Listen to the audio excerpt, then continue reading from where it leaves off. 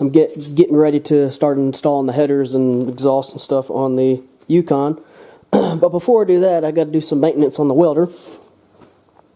This is a Clarke 130EN. It has an option to have gas. I do not have gas. I wish I had gas, but that's a eventual get a little gas bottle for it. But I've been using it flux core for years now, close to a decade, and it's a cheaper welder, but it served me well doing anything from thin stuff all the way up to 1/4 inch. It's not rated for 1/4 inch, but you do, multiple passes. You groove the metal, you chamfer the metal, and then you do, a root pass, and then you do another pass on top of that and on top of that, and you build it up. And I haven't had any issues with it. Some of the bigger, heavier, more important things, I will go and borrow my buddy's welder. He's got a big 220 ESOB welder. So for some bigger, heavier duty stuff, stuff that I definitely don't want anything happening to, I will use a bigger welder. But for other things, this gets me by fine. But over the years, it's had some, not necessarily abuse, but this ground cable's shot and it needs another ground cable. So I got some more cable and another clamp that I'm going to put on it. And what happened when I was originally doing the exhaust, which made me go ahead and decide to just get long tubes, one of the bolts on the manifold collector stripped out, and I was like, okay, fine, I'll just go ahead and weld a nut to it and try to get it out. Well, I don't know if I'm going to show you. Yeah. See this handle? That's not supposed to do that. What I found out, I don't know where it went. Inside here, I had to replace part of this handle before. I'll open it up and I think I'll show you. It was a liner of some sort I had to replace due to it failing, but luckily you can actually get these parts. I think it was actually the handle. I think the trigger might have failed, and I had to replace that. It was either the trigger or something else. But something else failed, and I had to replace it a while back. But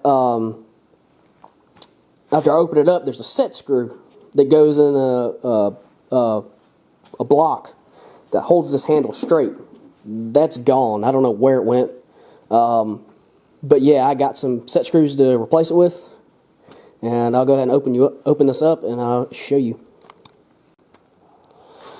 Alright, just take all the Phillips screws out of it. They're all the same size, so don't worry about it.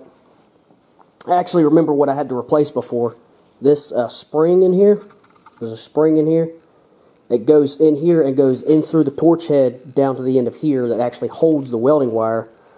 That actually broke on me a couple years ago. And I just ordered one online and replaced it. But right here, there's supposed to be a set screw in there that goes right here on the torch head that keeps the torch head from spinning. And as you can see, it's not there. And again, I don't know where it went. It probably fell on the ground when I took the torch head apart. But I looked.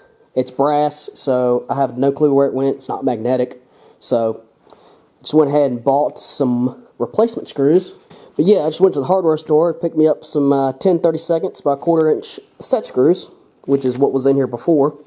And that's what I'm going to put in there. Just put the torch head in, line it back up. It's got a detent on it right here, so it kind of lines itself up. Stick that in there and lock it down. And then I'll get on to replacing the welding ground cable. And there it is. I got it back tight. Got the set screw in there. And it's not moving anywhere now. Won't pull out. And that's good. This probably eventually needs a new, entire new torch. They're actually not that bad because it's got some damage on it from. It's got some damage on it from making it go across heat sources. But yeah, now time to get this ground cable fixed, which after I put the torch back together, if it didn't spring, it did spring apart. Oh well. First off, if you're running gas, it's going to look different. Your negative is going to be on the negative, and your torch head is going to be on the positive. But if you're running flux core, your negative actually goes on the positive. You might be able to see that. There's a little plus and a little minus. So your negative goes on the positive, and your torch head goes on the little negative. But anyway, whatever your ground is connected to, take that off. Should be able to pull the cable off. There is another Allen here, a pretty darn big Allen. There's another Allen right there. It's a set screw that holds the cable restraint. So you got to take that off, and then you can pull it out. And I just got a whole new cable. I got a 2-gauge cable. It's overkill, but I went ahead and got 2-gauge cable and another ground clamp. So you go ahead and pull that out, and I'll show you what I got. Alright, and this is the stuff I got to replace the welding cable. I don't have it off yet, but I'll show it in a minute. It's overkill, but I went ahead and got the 2-gauge. I got 10-foot 2-gauge welding cable. Got another grounding clamp. It's strong, that's one thing, but it's also kind of big. So I don't know if it's going to go as many places as that other one. And then I got some 5/16 2-gauge terminals to put on the wire. And yeah, I'm just going to build it up. Probably not going to use that one. I'm probably going to use this one. But I got to go find my heavy-duty crimper.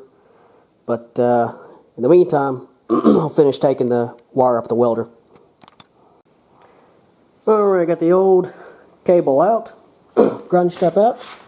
That Allen in there, right there, that is a 8mm. So make sure you got a big Allen so you can get that out. And now, found my heavy-duty crimper. This is either hammer, which is what I had been using, but I got a vise now, so I'm going to put it in the vise and smush it down. Probably give it a hammer for good measure. But, yeah. All I got to do is strip this end off. Put the grounding strap on the end. And then put this one on the other end. And then bolt it onto this. Alright, there's one crimp. Nice and tight. It's not going anywhere. Just got to do that to the other side and then put it back together. Got both of them crimped nice and good. Then just feed one end in here. Okay, unscrew the wire gland. It just has a bolt, a locking nut on it. Unscrew it, and then you can stick it through. Yeah, it just wouldn't go through, so I just took it out and it slipped right through. The factory cable actually had resistance coming out too, so yeah, now I can put this back on. You can actually see that Allen nut better that actually crimps down on the wire for the wire restraint. So should be pretty easy. Just pull this back through.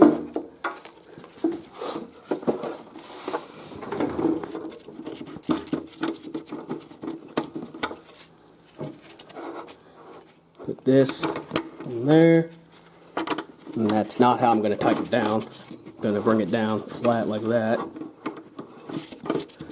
But then stick the wire gland back through. Angle it whichever way you think's easier for you to get it on that nut. And then put the nut back on the front side. And then you can tighten down that 8 Allen bolt to clamp the wire in place. And there it is. I just took the old, or the ring tumbler that came off of it, and tightened this one down. The wire goes through the handle right here. And there it is.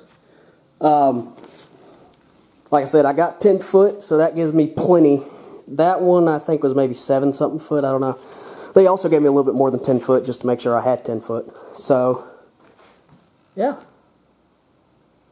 That's it. So now I'm going to get started on putting my headers on. So talk to y'all later. Bye.